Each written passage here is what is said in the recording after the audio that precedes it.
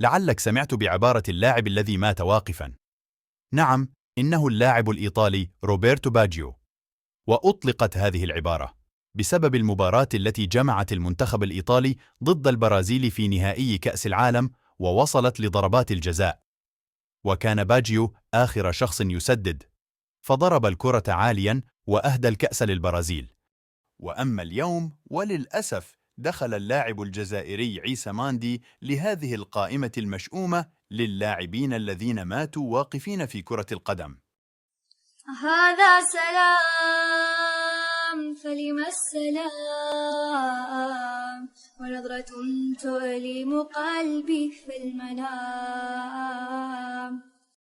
وهذا بسبب بعض الجماهير التي لا تتحلى بأي روح رياضية، ضربوه بقارورات الماء وذنبه أنه جاء ليعتذر منهم. وهكذا